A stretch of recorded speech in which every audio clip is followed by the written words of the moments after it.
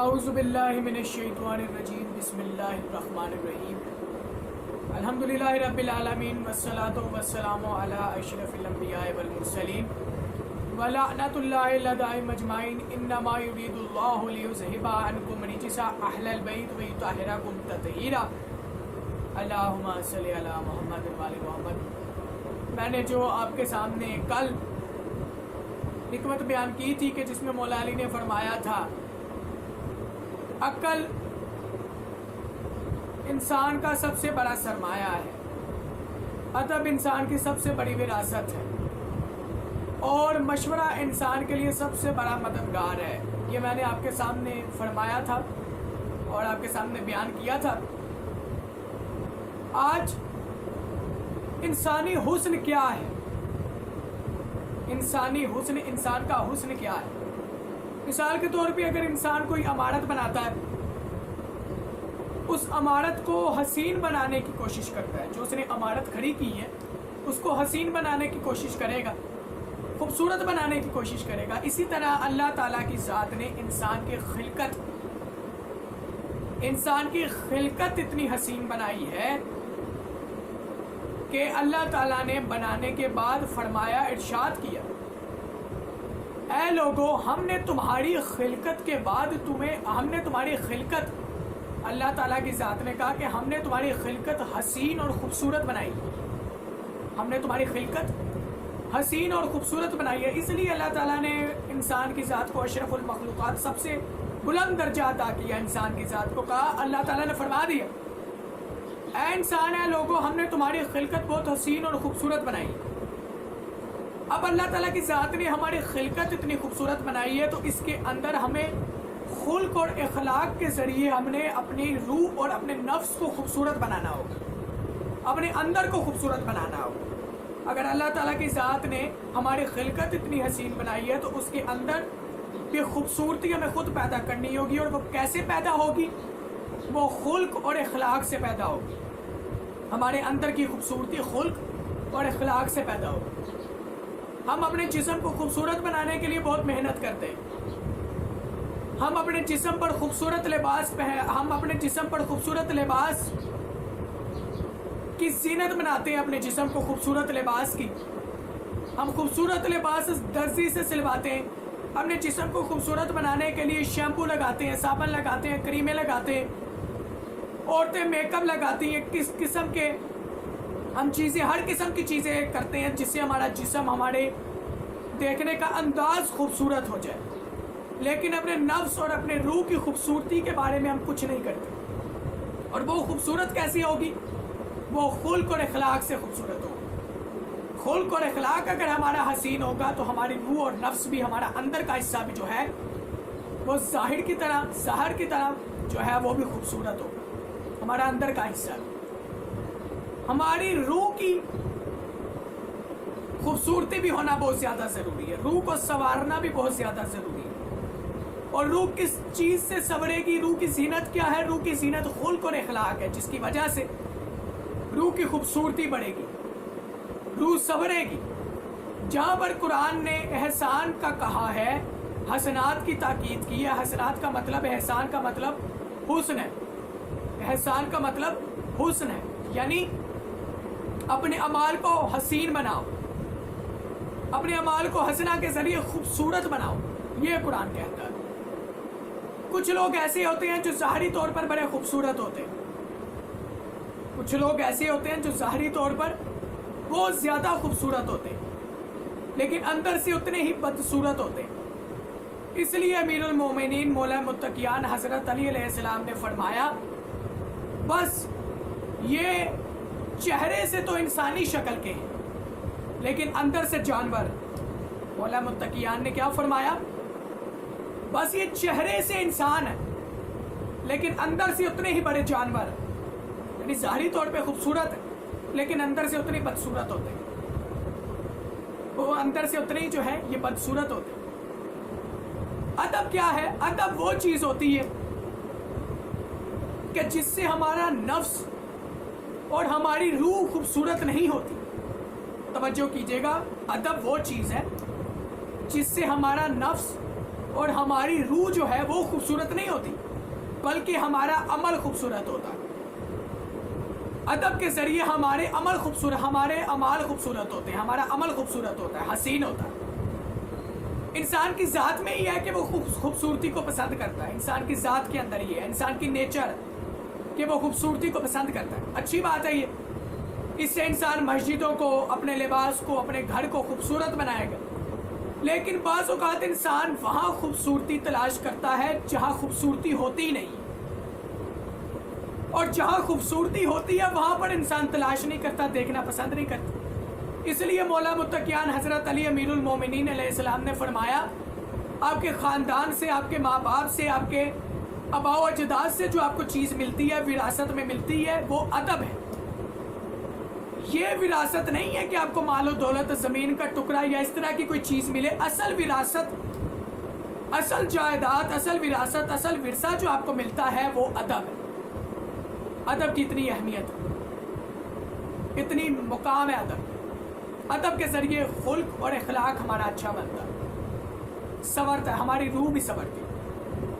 اسی طرح انبیاء اکرام، پیغمبر، اولیاء اکرام، ائمہ معصومین، ائمہ اطہار علیہ السلام کے ساتھ جو لوگ تھے، ان کے ساتھ جو جتنے بھی لوگ تھے وہ کفر اور بت پرستی سے دور تھے۔ انہوں نے کفر اور بت پرستی کو چھوڑ دیا، شیطان پرستی کو چھوڑ دیا، لیکن ان کے اندر ادب نہیں تھا، کیونکہ ادب انہوں نے سیکھا ہی نہیں تھا کبھی۔ جب لوگ رسول خدا کی خدمت میں حاضر ہوتے تھے تو گھر کے سامنے آ کر رسول خدا کو زور زور سے، بلند آواز سے آوازیں دیتے تھے، بلند آواز سے آوازیں دیتے تھے، اتنی بلند آواز سے کہ جیسے آپس میں وہ بات کر رہے ہیں۔ اسی طرح اللہ تعالیٰ نے قرآن مجید میں پھر آیت نازل کی۔ اللہ تعالیٰ نے کہا، کیا تم رسول صلی اللہ علیہ وآلہ وسلم کو اس طریقہ سے بلاؤ گے جیسے کہ تم آپس میں باتیں کرتے؟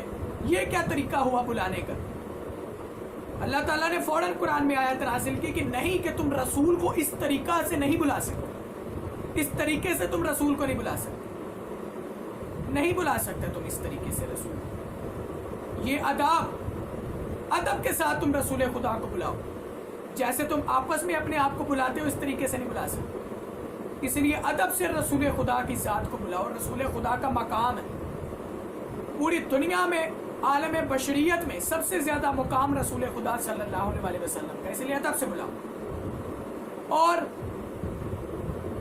جہاں پر قرآن نے کئی باتوں کا ہمیں تاکید کی، نصیحت کی، وہاں پر قرآن نے نصیحت کی، ہمیں بتایا کہ قرآن سے بھی کچھ نصیحتیں حاصل کرو، قرآن کو بھی سمجھو۔ خصوصاً وہ لوگ جو ائمہ اطہار علیہ السلام کے ساتھ ہیں، ان لوگوں کو قرآن سمجھنے کی زیادہ ضرورت ہے، وہ ان کے لیے لازم ہے کہ وہ قرآن کو سمجھیں، قرآن کی فضیلت کو حاصل کریں، کیونکہ اہل بیت کے ساتھ قرآن ہے، جہاں اہل بیت وہاں پر قرآن، اور جہاں قرآن وہاں اہل بیت، ان سے جدا نہیں ہے۔ اپنی محفلوں میں بھی جو ہے وہ قرآن کا ذکر کرو، جہاں اہل بیت کا ذکر کرتے ہو وہاں پر قرآن کا بھی ذکر کرو۔ اسی طرح رسول خدا نے جانے سے پہلے، رحلت فرمانے سے پہلے فرما دیا لوگوں کو، میں تمہارے درمیان دو چیزیں چھوڑ کر جا رہا ہوں، ایک خدا کی کتاب قرآن مجید، اور ایک اپنی اہل بیت۔ تمہارے درمیان دو چیزیں عظمت کی چھوڑ کر جا رہا ہوں، اگر ان کو تھام لیا تو کامیاب ہو، ان کو چھوڑ دیا تو ناکام۔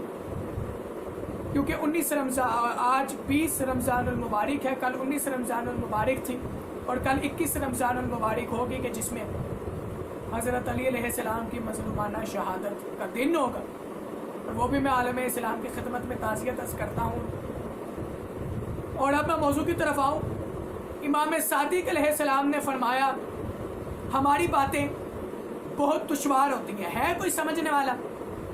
پھر امام صادق علیہ السلام نے فرمایا کہ ہماری باتیں بہت دشوار، سخت اور گہری ہوتی ہیں، ہے کوئی سمجھنے والا؟ پھر امام صادق علیہ السلام نے فرمایا کہ ہماری باتیں نبی، اولیاء، انبیاء، ولی اللہ، یا وہ انسان سمجھ سکتا ہے کہ جو خدا کے امتحان میں کامیاب ہوا، جو کامیاب ہو چکا ہو، وہ سمجھ سکتا ہے۔ تم میں سے ہماری باتیں کوئی نہیں سمجھ سکتا، کیونکہ تم سمجھنا چاہتے ہی نہیں جو ہم بتانا چاہتے ہیں۔ اب نہج البلاغہ مولا علی کی کتاب جس میں مولا علی کے عظیم خطبے ہیں، ہم نہج البلاغہ کو کتنا وقت دیتے ہیں؟ نہیں دیتے نا وقت. ہم نہج البلاغہ کو جتنا وقت دیں گے اتنا ہمیں مولا علی کو سمجھنے کا موقع ملے گا کہ مولا علی ہم سے کیا کہنا چاہتے ہیں، ان کی نصیحتیں کیا، ان کے خطبوں کے ذریعے ہمیں پتہ چلے گا مولا علی ہم سے کہنا کیا چاہتے ہیں. تب ہمیں پتہ چلے گا کہ مولا علی کی عظمت کیا. امیر المومنین مولا متقیان حضرت علی علیہ السلام جتنے بھی خطبے دیتے تھے لوگ انہیں سمجھتے ہی نہیں تھے، ان کے خطبوں کو ہی نہیں سمجھتے تھے. اگر سنتے تھے خطبے تو سمجھتے نہیں تھے. مولا علی کو یہ شکوہ رہا امت سے کہ امت میری بات کو سمجھتی نہیں. اس لیے مولا علی بڑی مسجد میں بیٹھے کہتے تھے کہ میرا عمار یاسر کہاں. بڑی مسجد لوگوں سے بڑی ہوتی تھی، لیکن پھر بھی مولا علی علیہ السلام اپنے عمار یاسر کو تلاش کرتے تھے.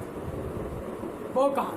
مولا علی کہتے تھے تم میں سے مجھے عمار یاسر نہیں نظر آتا، تم میں سے کوئی عمار یاسر نہیں ہے، میرا عمار یاسر کہاں. اس معراج تک ہمیں پہنچنا ہوگا، اس عظمت تک ہمیں پہنچنا ہوگا، مولا علی کو سمجھنا ہوگا کہ مولا علی کا کیا مقام. کمیل مولا علی کے سب سے لائق شاگرد تھے. کمیل کہتی ہیں ایک دن مولا علی علیہ السلام نے میرا ہاتھ پکڑا، اور نہج البلاغہ میں کمیل نے بتایا بھی کہ کس طرح مولا علی نے میرا ہاتھ پکڑا. کمیل کہتا مولا علی نے میرا ہاتھ کھولا اور اپنی انگلیوں کو میری انگلیوں میں ڈال کر اور میرے ہاتھ کو زور سے کھینچا، اور کھینچ کر مجھے کوفہ سے باہر قبرستان میں لے آئے. کوفہ سے باہر قبرستان میں مجھے لے آئے. بیان کیا کمیل نے کس طرح میرے ہاتھ کو کھینچا، زور سے کھینچ کر کوفہ سے باہر مجھے قبرستان میں لے آئے.